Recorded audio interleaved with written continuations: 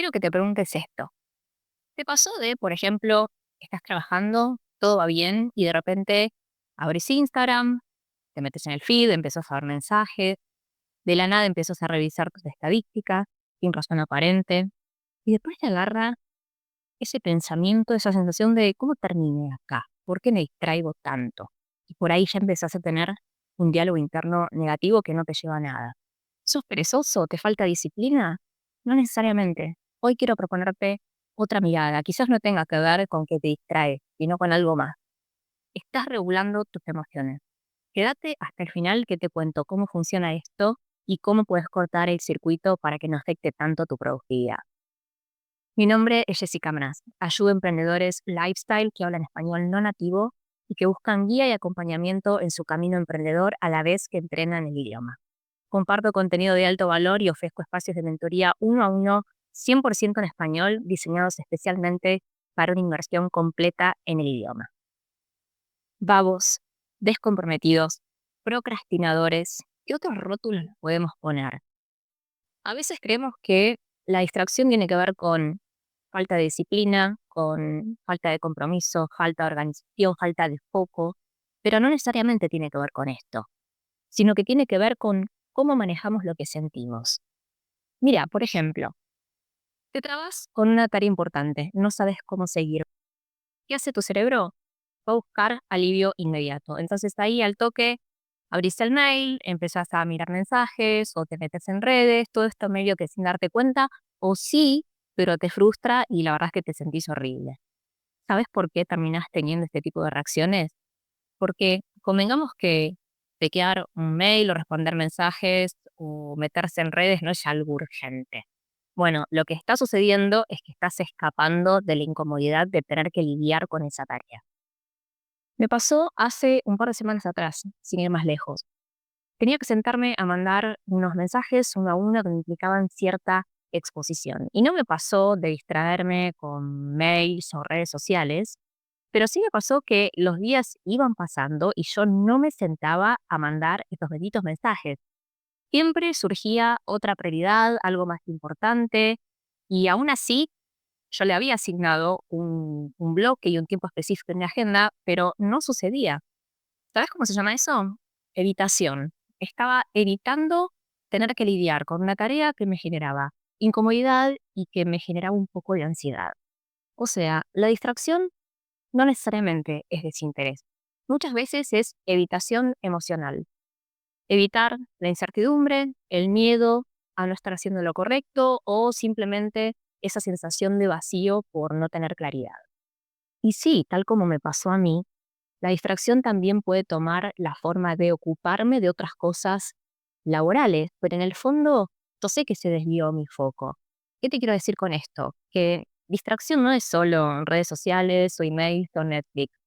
Distracción es cualquier actividad que terminamos haciendo para no tener que lidiar con eso que nos propusimos con intención.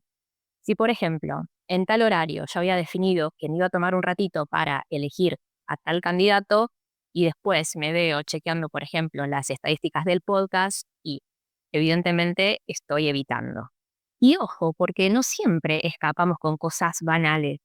A veces lo hacemos con cosas que parecen productivas. Por ejemplo, organizar tu asana o revisar la planificación mensual o hacer un nuevo curso. Entonces, en definitiva, es todo lo mismo. Es una excusa elegante para evitar tener que lidiar con lo incómodo.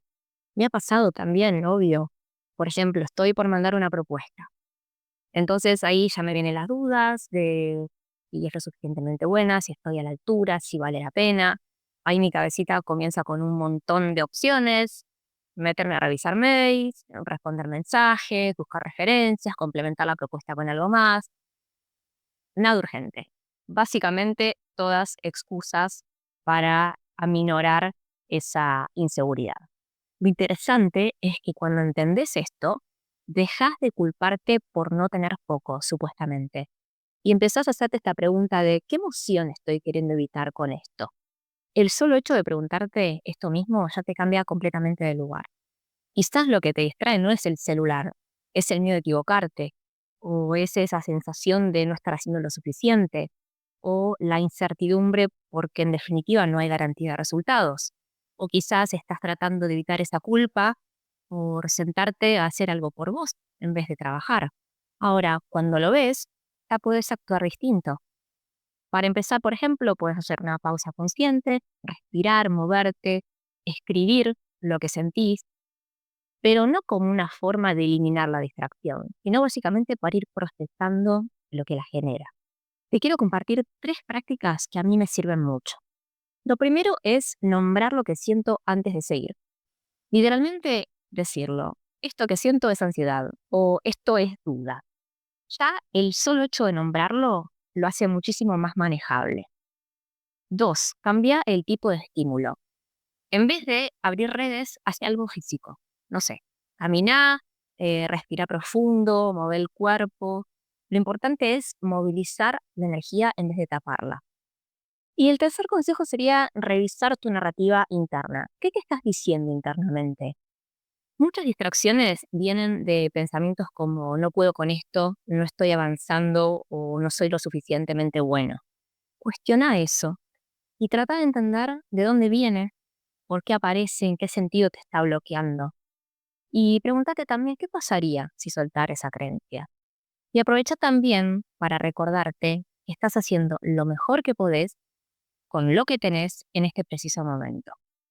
Así que la próxima vez que te descubras distraído, no te castigues. Mejor pregúntate qué emoción estás sintiendo en el momento.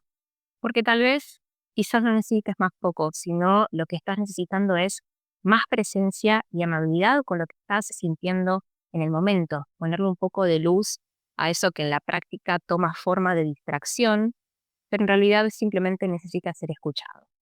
Y este cambio de perspectiva ya tiene un impacto enorme tanto en tu productividad y motivación como también en tu bienestar. Si este contenido te resonó, te invito a compartirlo con alguien a quien le pueda servir. Y si te gustaría seguir explorando estos temas, suscríbete para recibir más herramientas y reflexiones prácticas para encontrar foco, balance y satisfacción real. Nos vemos la próxima.